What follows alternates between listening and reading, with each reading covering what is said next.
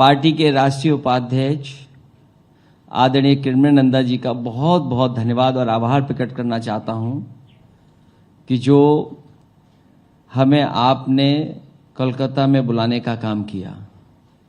ये नेताजी के साथ बहुत पुराने साथी रहे हैं।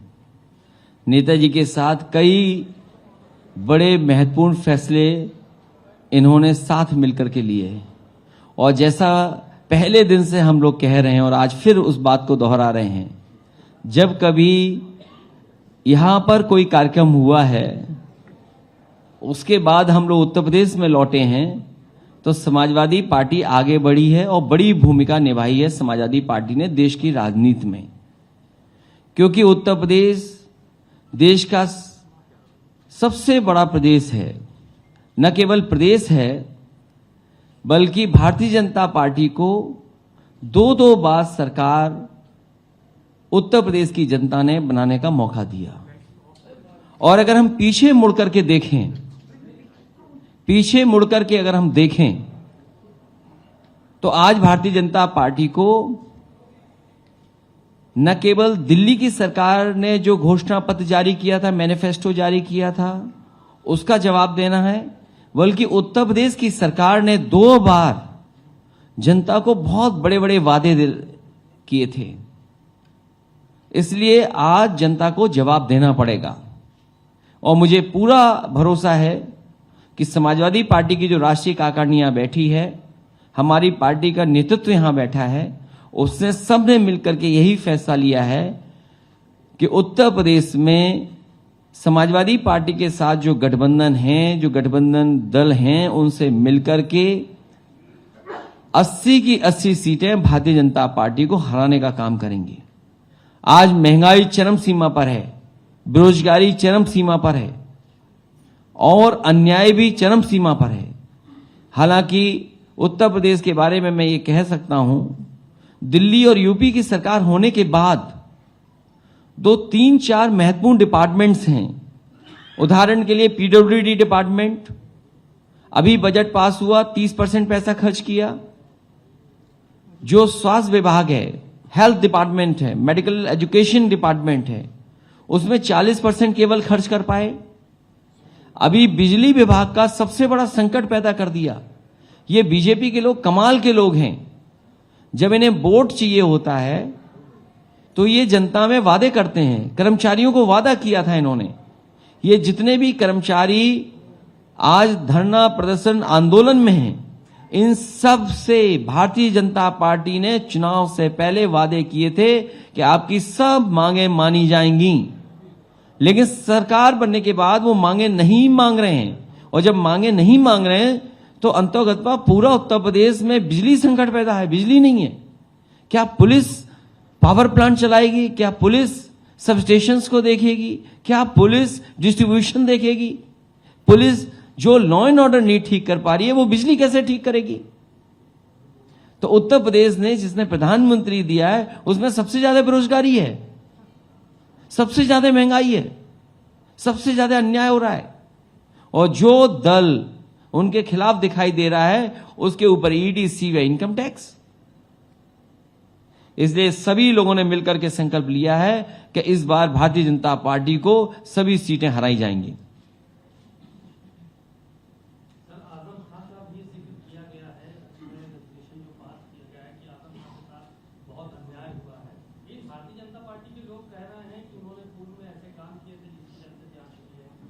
लेकिन भारतीय जनता पार्टी के पास वो वैक्सीन है, और क्योंकि सोशल मीडिया पे वॉशिंग मशीन का बहुत प्रचार हो रहा है कि जो उनके दल में चला जाता है, न उसके ऊपर ईडी आती है, न कोई सीबीआई आती है, न कोई इनकम टैक्स आता है।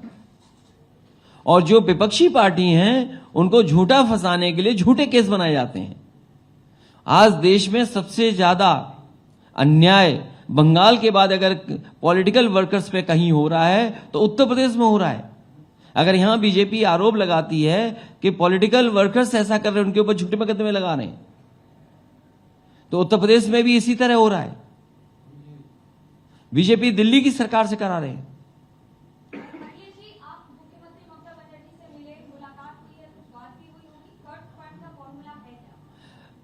फार्मूला नहीं बताया जाएगा। फार्मूला यही है कि भारतीय जनता पार्टी को हराया जाए। अखिलेश जी, आपने पहले कह दिया है कि 2024 के चुनाव से पहले आप एक non Congress anti BJP front के तहत जो है अन्य जो विपक्षी दल है रीजनल पार्टी से उनको साथ लेकर आएंगे।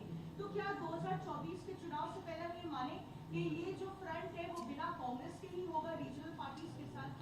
अभी रीजनल पार्टीज और कुछ दल इस प्रयास में हैं कि कोई न कोई अलायंस, गठबंधन या कोई भी फ्रंट तैयार हो, और इस कोशिश में आदरणीय ममता बनर्जी जी भी काम कर रही हैं।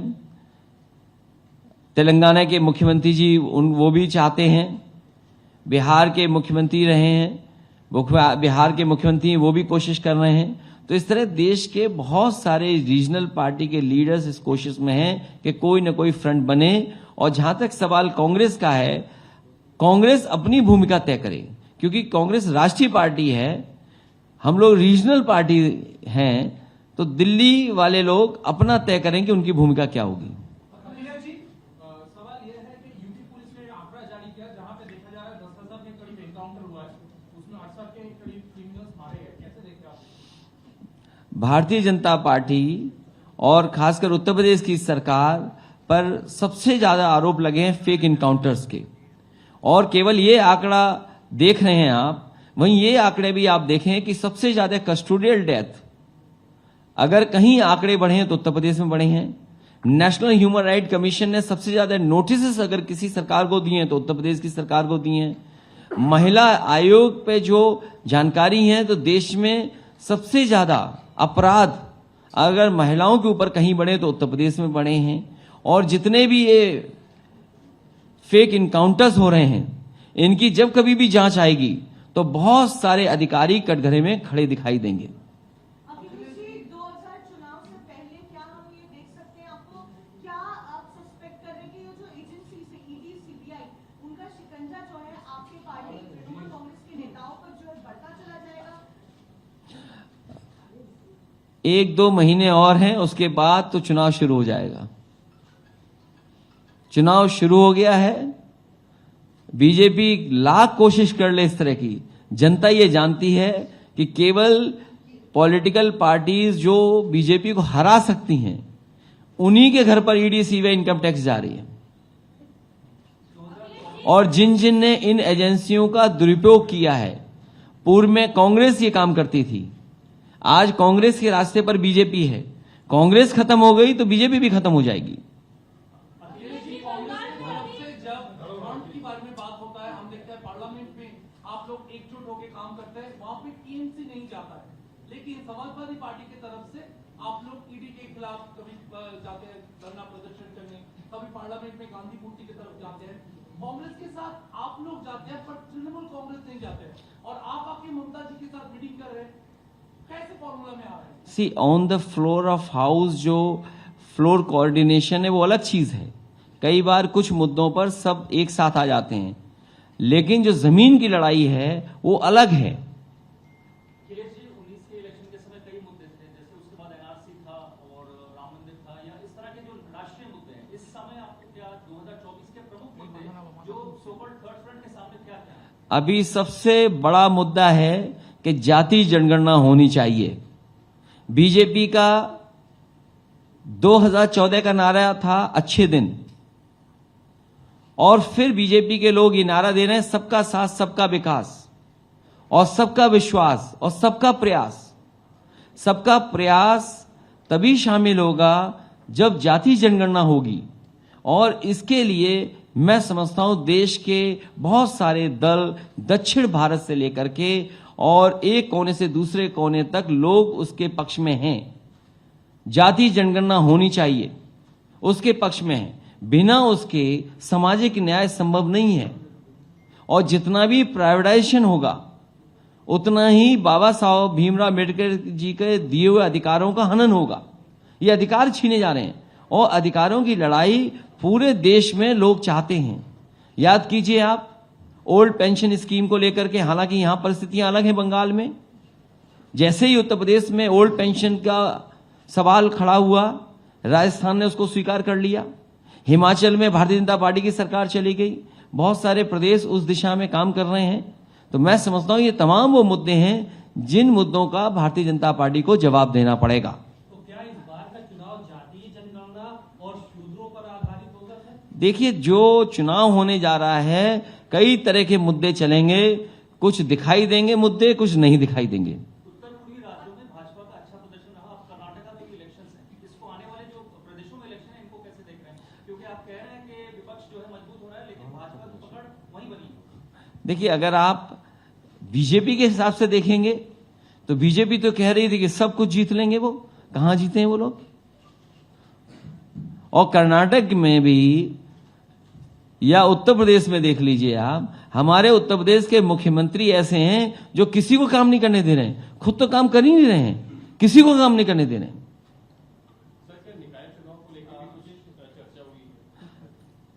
सभी चुनाव को लेकर के चर्चा हुई है। पश्चिम बंगाल के लॉ एंड ऑर्डर को लेकर क्या बोलेंगे आप? अपोजिशन पार्टी बार बार उत्तर प्रदेश से तो बेहतर ही है, जहां प्रधानमंत्री हैं, जहां पर मुख्यमंत्री एक ही पार्टी की दो सरकारें, और हमारे पत्रकार साथी ने जो आंकड़ा बताया फेक इनकाउंटर का, कि सरकार दावा कर रही है कि इतने इनकाउंटर्स किए हैं, इसमें सबसे ज्यादा फेक इनकाउंटर्स हैं। और हमारी पुलिस का निशाना आप देखिए, घुटने से ऊपर तो गोली नहीं जाती है। अखिलेश जी, यहाँ केजरीवाल हत्याकांड अभी हेडलाइन पे है कि जो लोग खुद पढ़ाई लिखाई नहीं किया या फिर टीएमसी का लीडर है, उनको नौकरी मिल गया, वो टीचर बन गए। और एजुकेशन सिस्टम को लेकर जो बवाल खड़ी है, उसको लेकर कुछ पता है आपको? इस तरह का सवाल मुझे पता है, कुछ सवाल ऐसे खड़े हुए थे, और मैं समझता हूं वो सवाल न्यायालय में भी जाएंगे, उनका जवाब सरकार देगी। अखिलेश जी, उत्तर प्रदेश में कुछ ऐसा सीट है, लोकसभा की सीट है, जहां पे समाजवादी पार्टी हमेशा कांग्रेस को मदद किया है, जैसे कि रायबरेली या ऐसे कुछ सीट है जहां पे आपने कभी कैंडिडेट खड़ा नहीं किया गांधी परिवार के अगेंस्ट। क्या 2024 में आपका यही रवैया रहेगा या इसमें कोई बदल आएगी? क्योंकि आप कह रहे हैं कि non Congress non BJP front, so are you going to give the Congress a walkover in these seats, or are you going to put up candidates in these seats also? I'm talking specifically about Raebareli and the seats where Amethi, second one is Amethi. मैं अपने पत्रकार साथी को धन्यवाद दूंगा। अभी मैं अमेठी होकर के आया था और हमारी पार्टी के सभी कार्यकर्ता और जिम्मेदार लोग मिले थे मुझे। उन्होंने ये कहा कि हम वोट देते हैं कांग्रेस को, लेकिन कांग्रेस हमारी मदद नहीं करती है। अभी हाल ही में वहां डबल मर्डर हुए, उससे पहले ट्रिपल मर्डर हुआ। वहां पर समाजवादी पार्टी के कार्यकर्ताओं के साथ उत्पीड़न अन्याय हो रहा है, झूठे मुकदमे लग रहे हैं। अगर वो समाजवादी पार्टी का प्रधान है और वो सोचते हैं कि ये हमारे सरकार हमारी पार्टी के खिलाफ रहेगा, तो उसके पावर सीज हो रहे हैं, छोटे छोटे कार्यकर्ताओं को परेशान किया जा रहा है। जब उनके ऊपर परेशानी है, झूठे मुकदमे लग रहे हैं, कांग्रेस का एक नेता, एक कार्यकर्ता उनकी मदद करने के लिए नहीं पहुंचता है। तो हमारी पार्टी के लोगों का यह कहना है कि अगर ये वोट चाहते हैं तो हमारी मदद करें, और हम वोट दे देते हैं तो ये हमारी मदद नहीं करते हैं। इसलिए समाजवादी पार्टी को यहां पर चुनाव लड़ना चाहिए। इसलिए जब कभी हमें फैसला लेना होगा तो हम वहां के कार्यकर्ता नेताओं को बुला करके बातचीत कर करके फैसला लेंगे।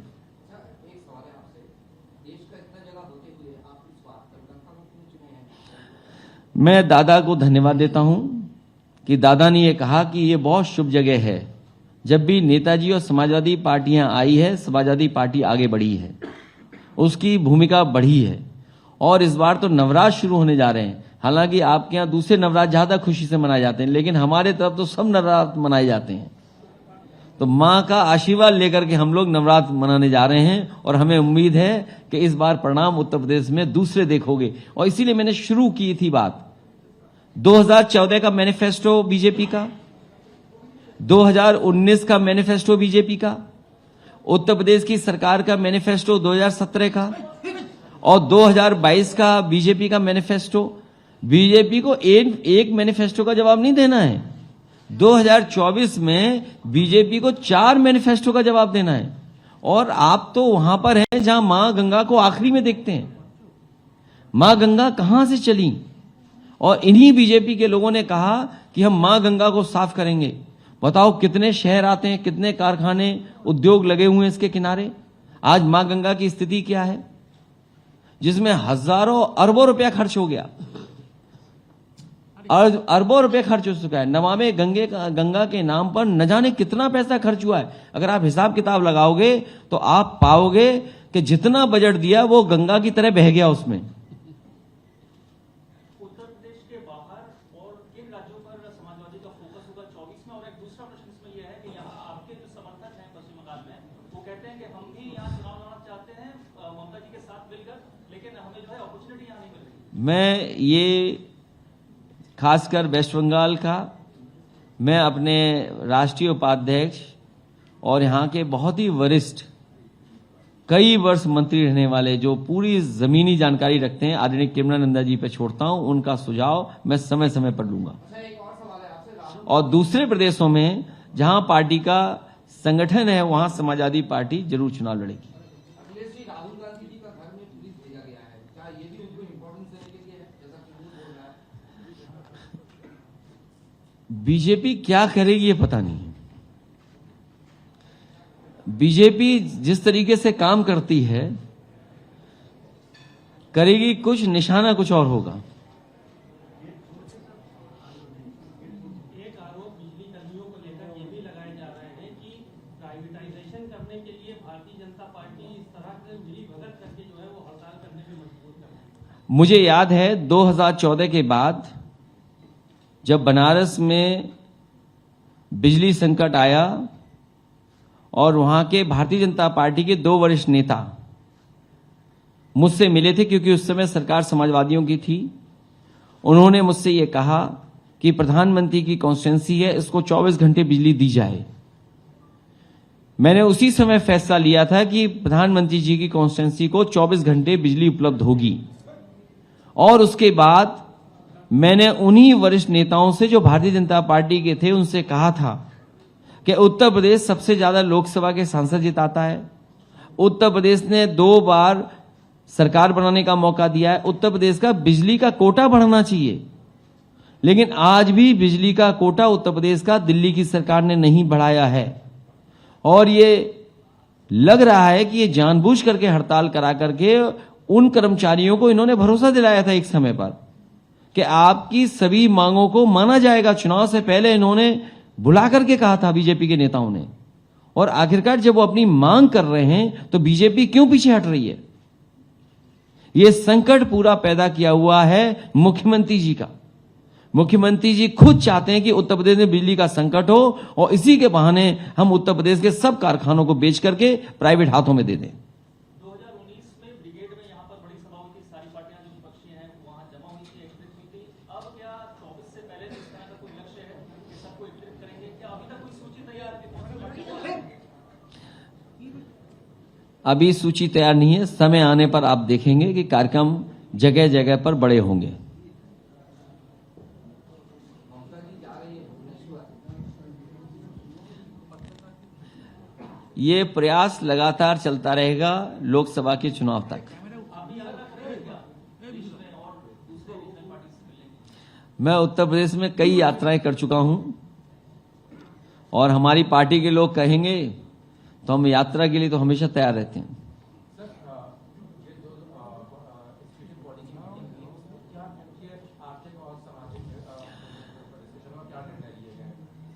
देश के सामने संकट इतना बड़ा है जिसकी हम और आप कल्पना नहीं कर सकते हैं।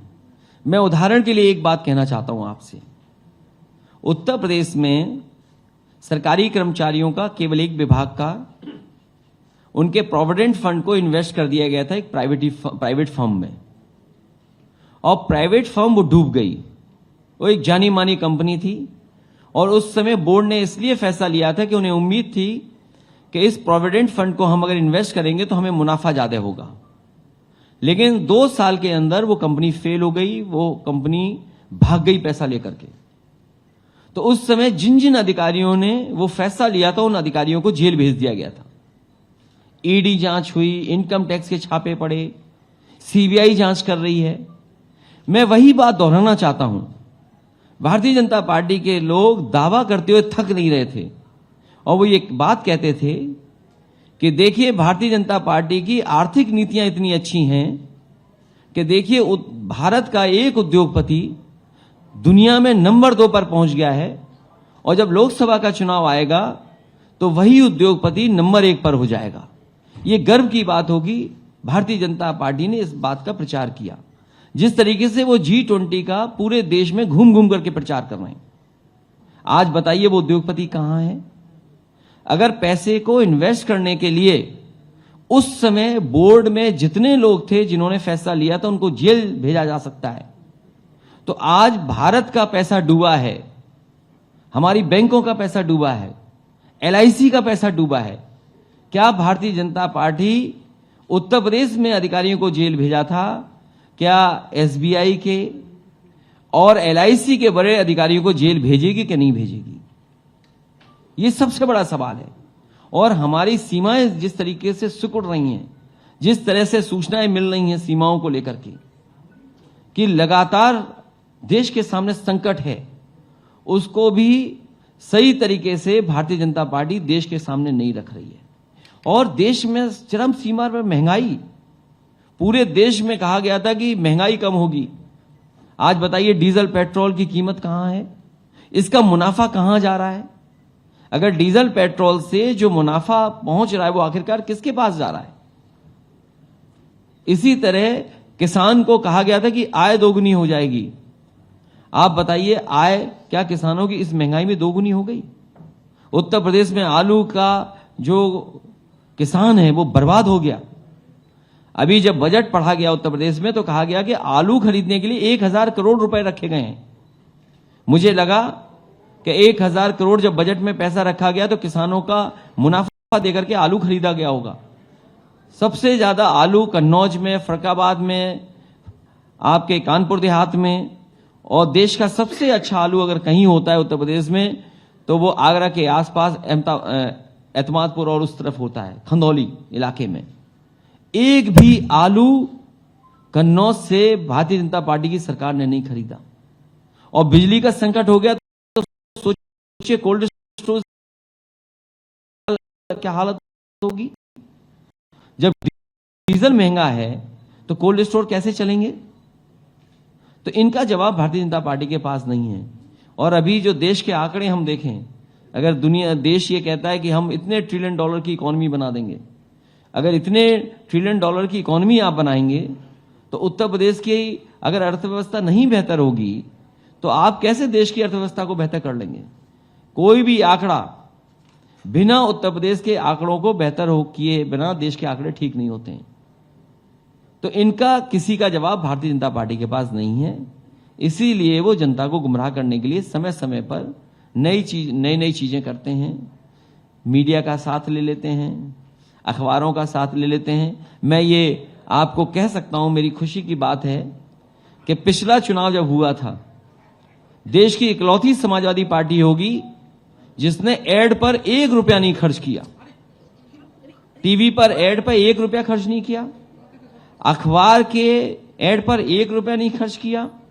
और अगर सोशल मीडिया का आप निकालेंगे, वो तो ओपन प्लेटफॉर्म है, सबसे कम खर्चा अगर किसी पॉलिटिकल पार्टी ने किया था तो वो समाजवादी पार्टी थी। और समाजवादी पार्टी ने एक उदाहरण पेश किया देश में कि इतनी बड़ी पार्टी के सामने, उनके इतने बड़े मैनेजमेंट के सामने अगर कोई मुकाबला कर सकता है तो समाजवादी पार्टी। और समाजवादी पार्टी को बदनाम करने के लिए आपको याद होगा कि एक इत्र कारोबारी, उनके यहां 250 करोड़ रुपए निकले थे, 250 करोड़ रुपीस कैश। और जब जानकारी मिली भारतीय जनता पार्टी को कि गलत जगह छापा मार दिया, और जब जानकारी सच्चाई सामने आई तो सोचिए भारतीय जनता पार्टी का डिजिटल इंडिया, उन्हें छापा मारना था पी जैन के यहां और छापा मार दिया पी जैन के यहां। एक पी जैन थे कन्नौज में, उसी नाम के थे कानपुर में।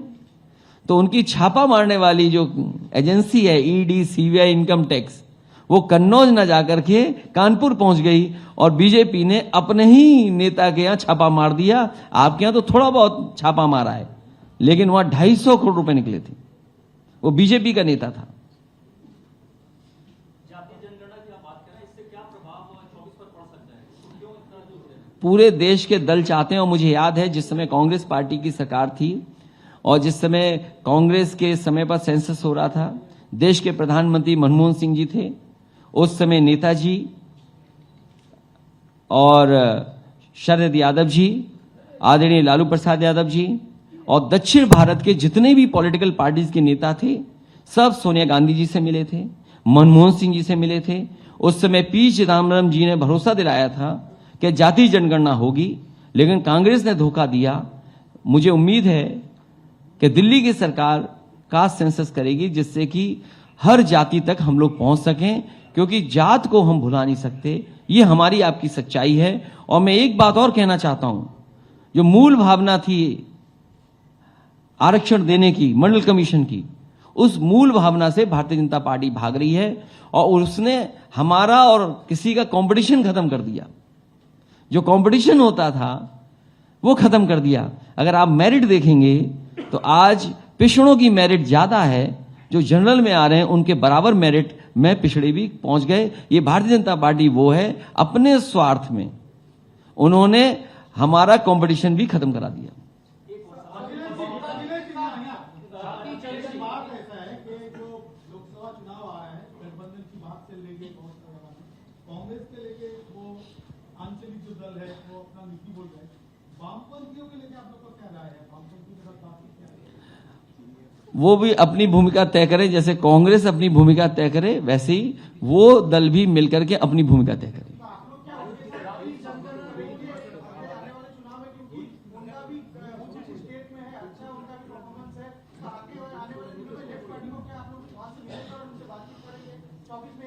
अभी फिलहाल इस तरह की कोई प्रस्ताव हमारे दल में नहीं आया है।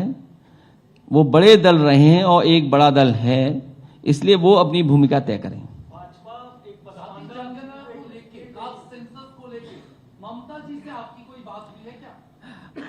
इस पर उनसे बात नहीं हुई है, लेकिन दक्षिण के बहुत सारे नेता मैं उनसे मिला हूं, वो जाति गणना चाहते हैं और देश की जो बड़ी संख्या में आबादी है वो इस भावना से जुड़ती है। भाजपा एक नई कैटेगरी की बात कर रही है, पसमानदा मुसलमान, इससे यूपी के चुनाव पर क्या असर है? भारतीय जनता पार्टी जब हारने लगती है तो सबके पैर जोड़ने लगती है। जिनको अपमानित किया, आप बताइए, नेताजी के समय पर उनको फ्री बिजली मिलती थी, फ्री बिजली बुनकरों को, और बीजेपी ने इसलिए बिजली छीन ली कि ये मुस्लिम है, बुनकर है, इसलिए बिजली छीन ली। आप पता करिए, उत्तर प्रदेश में बिजली फ्री दी जाती थी बुनकर भाइयों को, और मैंने बड़े बड़े सेंटर्स बनाए थे, बुनकर बाजार, भदोई में कारपेट बाजार बनाया था, वर्ल्ड क्लास एक्सपो मार्ट, उसका बजट खत्म कर दिया। नोएडा में जहां पर बड़ा सेंटर है, नोएडा सेंटर है, जहां की जमीन हजारों एकड़ की है, वहां पर बुनकरों के लिए एक सेंटर बनाया था मैंने, वो सेंटर बंद कर दिया। लखनऊ के हमारे पत्रकार साथी बैठे हैं, शिल्पग्राम जो हम लोगों ने क्रिएट किया था, जो इंफ्रास्ट्रक्चर दे रहे थे उनको, वो बंद कर दिया। सबसे बेहतरीन उत्तर प्रदेश में साड़ियां अगर कहीं बनती हैं, वो आजमगढ़ के पास मुबारकपुर में बनती है, वहां पर साड़ी बाजार दिया था और सुविधाएं बिजली की देने लगे थे, अन्य सुविधाएं स्वास्थ्य को लेकर के दे रहे थे, पेंशन दे रहे थे, वो सब बंद कर दिया। और मुझे याद है, स्किल डेवलपमेंट के लिए दुनिया की जो बड़ी बड़ी कंपनियां हैं, जो हमारे बुनकर हैं, जो कारीगर हैं, उनको बेहतर सिखाने के लिए और ट्रेन करने के लिए मैंने सेंटर बनाए थे, वो सेंटर भी बंद कर दिए। तो उनसे क्या उम्मीद करोगे भारतीय जनता पार्टी से? ये भारतीय जनता पार्टी केवल धोखा देना जानती है। नहीं, वो जानते हैं, वो धोखा देना जानते हैं। ये न्यायपालिका को लेकर भी सवाल उठाए गए हैं कि उसको जो है वो समाप्त करने की कोशिश कर रही है भारतीय जनता पार्टी। जो रेजुलेशन आपका रखा गया था उसको समाप्त करने की संकट कहीं ना कहीं न्यायपालिका पर। कोई भी संस्था नहीं बची है जिसमें भारतीय जनता पार्टी दबाव न बनाए या हस्तक्षेप न करे।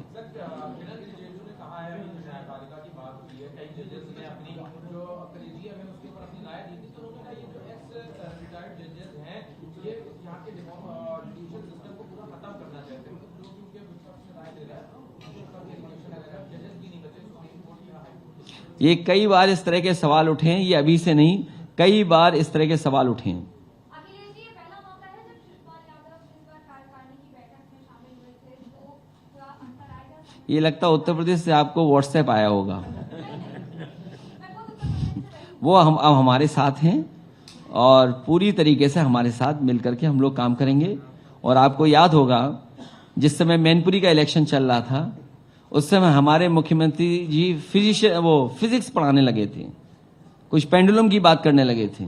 और देखिए कैसा परिणाम आया कि जिस विधानसभा से हमारे चाचा जीत करके आते हैं उस विधानसभा ने 1 लाख से ज्यादा वोट से समाजवादी पार्टी को जिताने का काम किया था। दूसरा सवाल, इस बार पहली बार नेताजी के बिना राष्ट्रीय कार्यकारिणी बैठक हुई है। बतौर आप राष्ट्रीय अध्यक्ष, क्या अंतर संगठन के लिए होगा, क्या संदेश होगा संगठन के लिए? देखिए हम जितने लोग यहाँ पर हैं वो नेताजी के आशीर्वाद से हैं हम लोग, और नेताजी के ना रहने का दुख हम सब लोगों को रहा, लेकिन नेताजी ने विरासत में जो हमें समाजवादी आंदोलन दिया है, इस आंदोलन को हमें आगे बढ़ाना है, यही हमने संकल्प यहां पर लिया है। चुनाव से पहले कोई चेहरा आएगा या थर्ड फ्रंट चेहरा आएगा चुनाव के? हमारे पास बहुत सारे चेहरे हैं, अच्छे चेहरे हैं, कोई भी आ जाएगा। हाल ही में अनुपम खेर और विजय वक्ती जी यहाँ पे आए हुए थे और उसने कहा कि बंगाल में 300-400 मिनी कश्मीर है। आप 3 दिन कोलकाता बंगाल में रहे हो, क्या ऐसा घुटन कुछ महसूस हुआ यहाँ पे आके? मुझे तो हर चीज यहाँ की अच्छी लगी। वो पता नहीं किस नजर से वो लोग देखते हैं। ये बीजेपी वालों की नजर बहुत खराब है अगर मान भी लिया कि कोई और दिल और खराब है। हमने तो यूपी में करीब से देखा है, यूपी में जितना करीब से देखा है आप उसका सोच नहीं सकते हैं। यहां तो कुछ भी नहीं उसे। चलिए बहुत धन्यवाद। अगर मान भी लिया कोई कि पश्चिम बंगाल में जो 42 सीट्स है एक भी वो किसी को नहीं छोड़े, ये उनका स्टैंड है। हम उनके साथ हैं और जब कभी कोई बात होगी तो हम बात कर लेंगे। हम उनके साथ हैं।